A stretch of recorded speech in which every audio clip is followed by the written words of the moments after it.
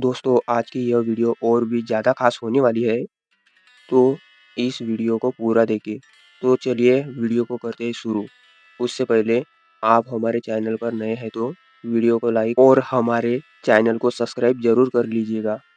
याद रखना मेरे भाई, हम झूठ बोलकर जो धन कमाते हैं, वह धन हफ्ता दो हफ्ता, महीना दो महीना, साल दो साल में समाप्त हो जाता है।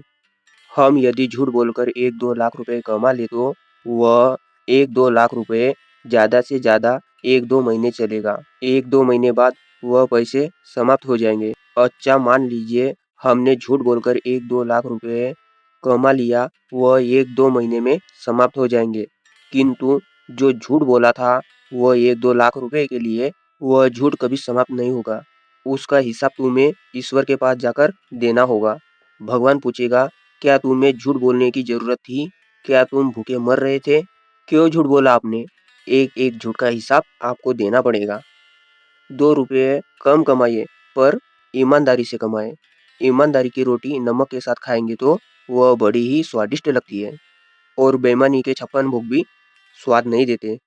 बेईमानी का हलवा पूरी भी मिल जाए तो वह स्वाद नहीं देता। 56 भोग मिल जाए फिर भी वह स्वाद नहीं देता जो ईमानदारी की रोटी में स्वाद होता है। पता नहीं क्यों लोग अपने सिद्धांत छोड़कर पागल हो रहे हैं धन के लिए। पैसा ही सब कुछ नहीं होता। सारी दौलत छूट जाएगी, जो पुण्य है वही साथ जाएगा। जो अच्छाई तुमने की है वही साथ जाएगी। याद रखिए, बेईमानी के पैसों से कुछ पल की खुशी मिल सकती है, लेकिन हमेशा के लिए नहीं। पाप से कमाया हुआ धन आपको ऐसे अंधकार में ले जाकर छोड़ देगा जहाँ से आपका निकल पाना मुश्किल हो जाएगा। और अच्छे कर्म करके, परिश्रम करके जो धन आप कमाओगे वह हमेशा आपके साथ रहेगा। हम अक्सर गलती कर कर भूल जाते हैं, लेकिन उन गलतियों का हिसाब उस ईश्वर के पास जरूर होता है। तो चलिए और जानते हैं आगे बेईमान व्यक्ति का क्या होता है। चलिए जानते हैं। एक बेईमान व्यक्ति विवेक के बिना होता है और वह अधिकार या न्याय के उन कानूनों की अवहेलना करता है या उनके प्रति अवमानना रखता है जिनसे वह पूरी तरह परिचित है और जिन्हें उनके कार्यों को नियंत्रित करना चाहिए। पैसे कमाने के बेईमान तरीके अक्सर दुर्भाग्यपूर्ण लोगों का फायदा उठाने से जुड़े होते हैं। लोग बेईमानी क्यों करते हैं? दिमाग में होता कुछ है, करते कुछ है। कहना कुछ चाहते हैं, करते कुछ है। बस यही छोटी छोटी बेईमानी है जो हम स्वयं से करते हैं। अब बड़ी बात कर लीजिए, जब इंसान मानवता के स्तर से नीचा गिर जाए और अपनी ख्वाहिशों को पूरा करने का कोई भी मार्ग अपनाना शुरू कर दे, तो वह सबसे बड़ी बेईमानी है। बुद्धिमान व्यक्ति की पहचान कैसे करें? एक बुद्धिमान व्यक्ति वही होता है जो हर वक्त अपने लक्ष्य को पाने के लिए कार्य करता है और किसी भी बाधा को बिना घबराए पार करने की क्षमता रखता है। जो व्यक्ति अपने लक्ष्य की प्राप्ति के लिए समय, मौसम या स्थिति नहीं देखता, उसे सफलता हासिल करने में ज़्यादा समय नहीं लगता।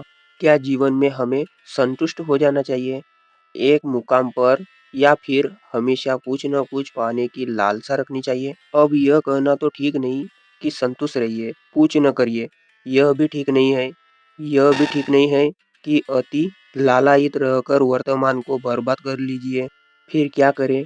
वर्तमान में जो है उसमें संतुष्ट रहकर और बेहतर की लालसा बनाए रखना ठीक लगता है, पर यह संभव बनाना भी चमत्कार से कम नहीं। लेकिन बहुत से लोगों ने संभव बनाया है, इसलिए असंभव तो नहीं। छोटी छोटी खुशियों में खुश रहकर जीवन को आगे बढ़ने में अक्लमंदी लगती है, वरना दुखी रहने के कारण हजार है। संतुष्टि क्षणिक होती है, व्यक्तिगत होती है, समसामयिक होती है, थोड़ी देर में समाप्त हो सकती है। इसीलिए छोटे उद्देश्य रखिए, उन्हें पूरा कीजिए, खुश होइए। अगले उद्देश्य की जल्दबाजी न करिए। उसे पाने के लिए वर्तमान में मिली खुशी को नगण्य न बनाइए। हाथ पर हाथ रखकर मत बैठिए। कुछ तो जीवन का मकसद हो। खड़ा तो पानी भी सड़ जाता है, इसलिए बहते रहिए। दोनों ही स्थितियों को संतुलित करने का प्रयास करते रहिए, खुद से बातचीत करते रहिए। यह सब करने का कोई मानक तरीका तो पता नहीं, इसीलिए क्या करना सही रहेगा आपकी सोच तय करेगी। क्या लोगों को पता है कि वे लालची है? हर इंसान को पता होता है कि वह कितना झूठा, मक्कार, लालची, घटिया और गिरा हुआ इंसान है। अंतरात्मा सब बताती है, किंतु हम मानते नहीं। जैसे कि मुझे मालूम है कि मुझे किसी भी विषय की जानकारी नहीं है, किंतु हर सवाल का जवाब देने की इस तरह की कोशिश करता हूँ कि जैसे मैं बहुत बड़ा ज्ञानी हूँ। इस प्रकार हर व्यक्ति जानता है कि वह कितना लालची है, लेकिन लालच बस वह इस बात को मानता नहीं है।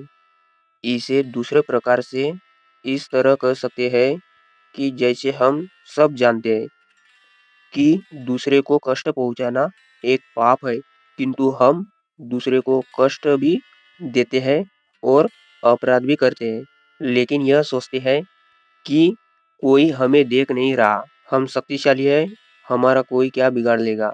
किंतु हमारी अंतरात्मा हमें अपराध करते टाइम हमें सचेत करती है कि तुम गलत कर रहे हो, किंतु हम अंतरात्मा की आवाज को अनसुना करके अपराध पर अपराध करते हैं। क्या इंसान कभी संतुष्ट हो सकता है? नहीं, इंसान कभी संतुष्ट नहीं हो सकता। एक इच्छा पूरी होने पर दूसरी इच्छा जागृत हो जाती है, दूसरी होने पर तीसरी, और इसी प्रकार तीसरी होने पर चौथी। इसी तरह से इच्छा जागृत होने का और पूरी होने का सिलसिला चलता रहता है। जब तक इंसान जीवित है, उसकी उम्र के अनुसार उसकी इच्छाएं बदलती रहती है और पैदा भी होती रहती है, जिन्हें वह पूरा भी करता है, लेकिन वह कभी खत्म होने का नाम नहीं लेती। और जब इच्छाओं का सिलसिला यूं ही चलता रहता है, तो इंसान कैसे संतुष्ट हो सकता है? इंसान अपने भौतिक सुख साधनों को इकट्ठा करने में लगा रहता है। एक साधन के आते ही दूसरे साधन की कमी महसूस होने लगती है, दूसरे के आते ही तीसरे की। इसी प्रकार इंसान की शारीरिक, मानसिक, भौतिक सभी तरह की इच्छाएं कभी खत्म नहीं होती और इंसान अपनी लाइफ में असंतुष्ट ही रहता है। संतुष्ट तो साधु सन्यासी भी नहीं होते, वह भी तपस्याएं करते रहते हैं। एक आशीर्वाद पाते ही दूसरे की इच्छा से फिर तपस्या शुरू कर देते हैं। तो हम तो साधारण लोग हैं। साधु लोगों तो स्वयं ही होते हैं, जिन्हें जीवन जीने के लिए ज्यादा कुछ नहीं चाहिए होता है, लेकिन हाँ, अपने आप को सिद्ध करने के लिए बहुत कुछ करते रहते हैं, जिससे पता चलता है कि वो भी संतुष्ट नहीं है।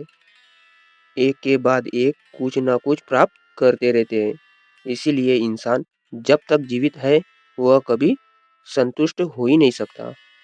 मिलते हैं किसी और नए वीडियो में, तब तक के लिए बाय बाय।